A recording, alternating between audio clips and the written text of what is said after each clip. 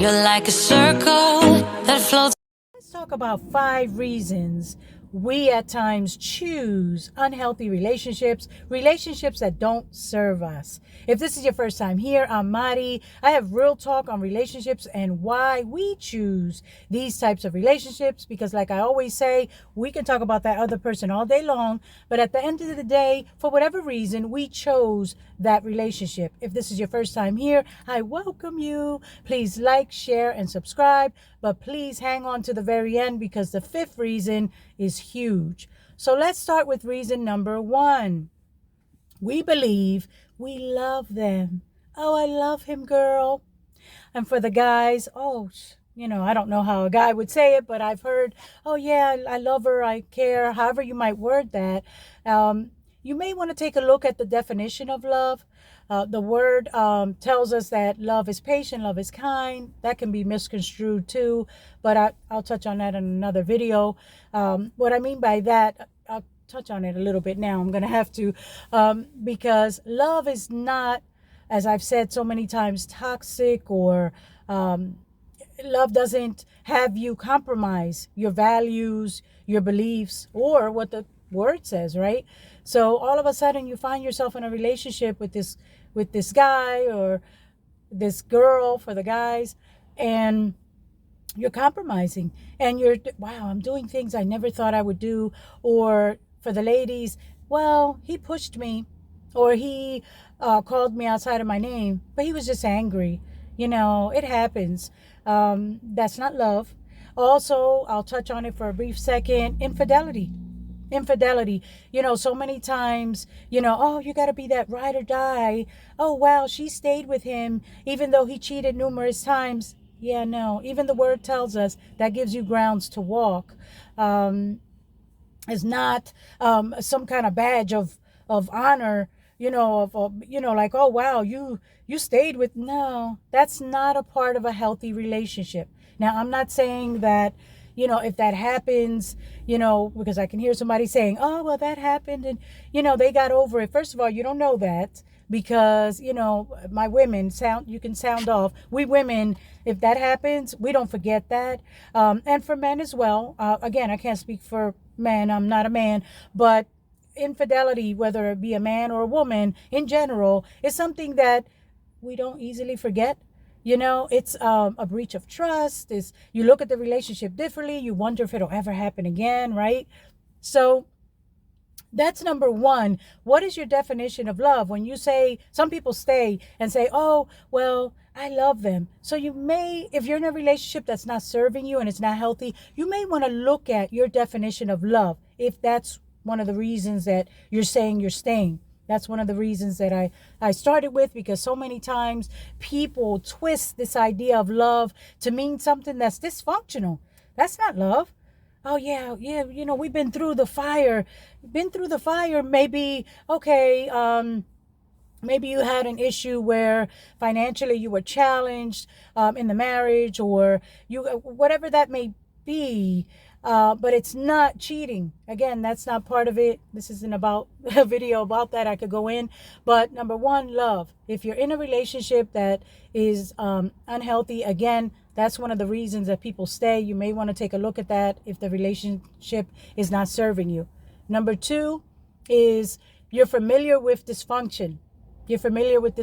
So you may be in a relationship that's not healthy, and I've touched on this on my previous videos, but you may look at it and say, well, mom and dad always fought. That's just part of a relationship. You may not say it out of your mouth, but the reason, or the fact that you're with that person and you're arguing all the time and repeating the cycle is what you're doing. You think that's the way it's supposed to be, because that's what you saw growing up. That's the dysfunction that you're familiar with. That's what you saw. So you think, oh, yeah, we argue. He pushed me, but, we get back together, the on and off and back and forth thing. You're familiar with dysfunction. So that's another reason I see people stay together, is because they're familiar with it. That's what they know. So number 3 is low self-esteem. Oh, I have to get a drink of water. Yeah, I keep it real here. So number 3 is low self-esteem. If you have low self-esteem, low self-worth about yourself, who you are, you're going to choose beneath what you feel, or you're going to choose according to how you feel, what you feel you're worth, rather. So I like to say I'm very visual. So I like to say that, let's say there's a bowl of apples. Man, they're looking right.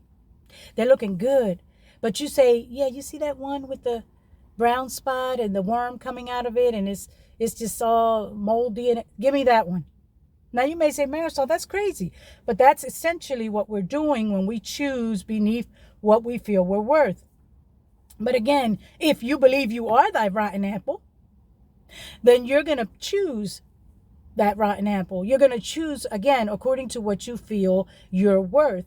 So if you're again choosing these relationships, you may want to look at why you feel that way about yourself.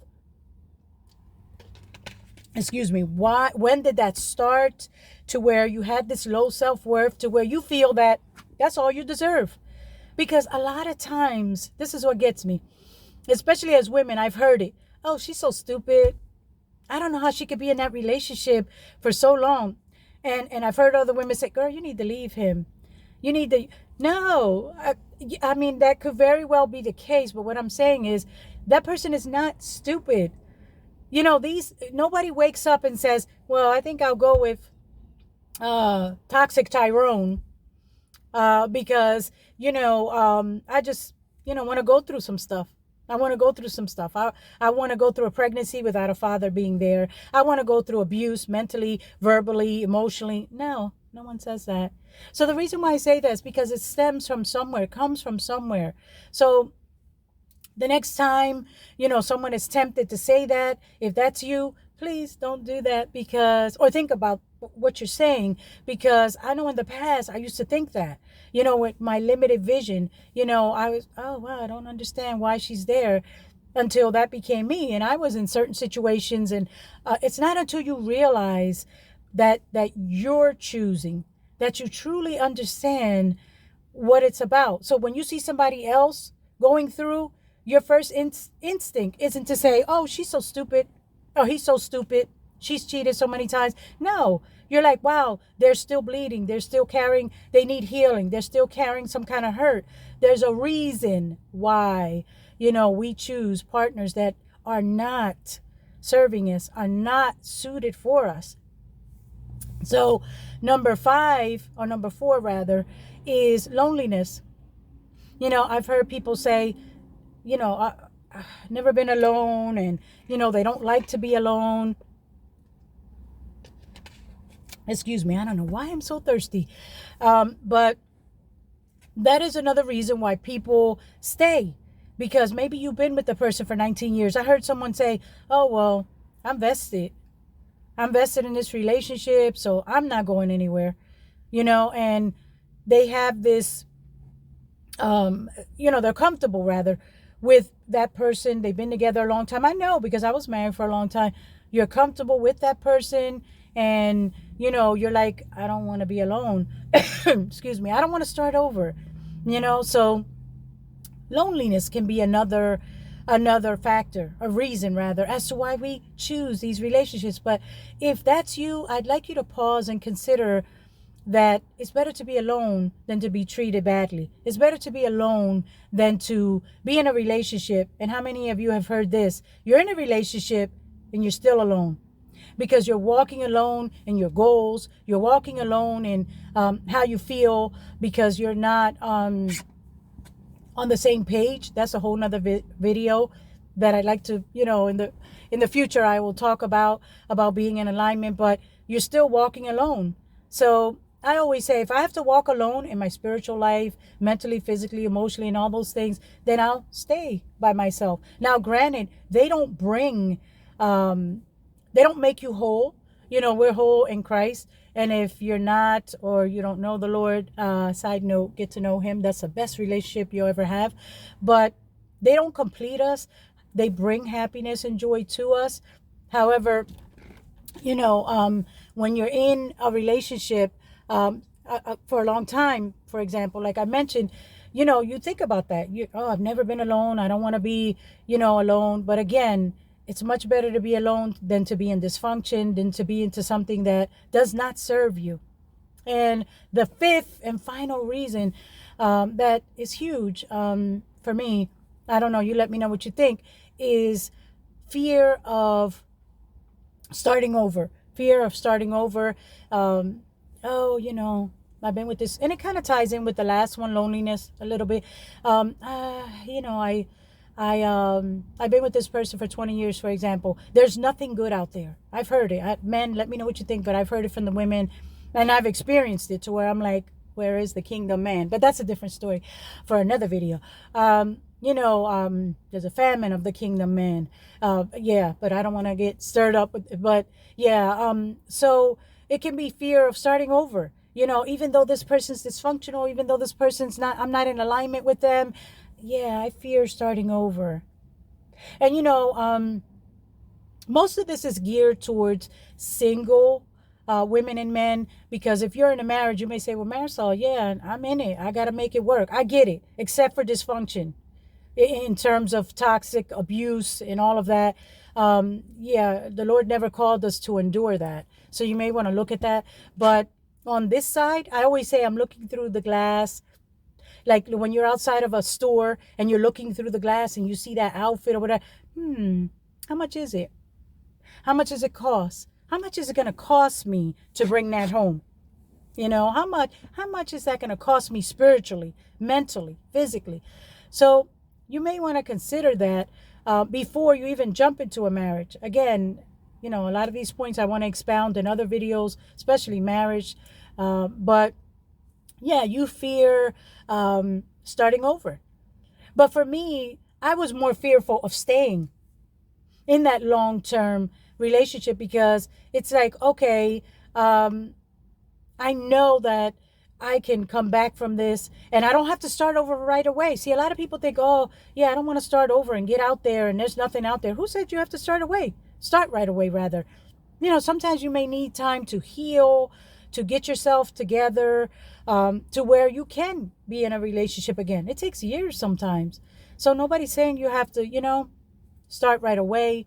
But let me know what you think. These are just five. There's a ton of them. And I'm sure you can think of some. Please comment below. Let me know what you think. What are some of the reasons people stay? If you're in a relationship, real talk, if you're in a relationship to where you've settled, compromised, or you just been there too long and you're like, man, this is not it. Why are you staying? Again, no judgment. I'm just some of the reasons why we do stay. Again, there's a lot more. Children, finances. I mean, there's a lot more reasons. I just touched on 5 here. But let me know what you think. And please like, share, and subscribe. If you found value in this, I pray that you do. Share it with somebody that may be struggling in a relationship and they just don't know how to get out.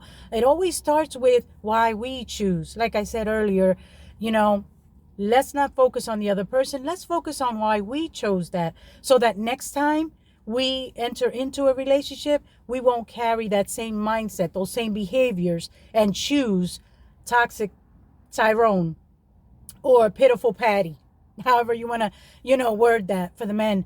So yeah, let me know what you think. This is Mari. Until next time.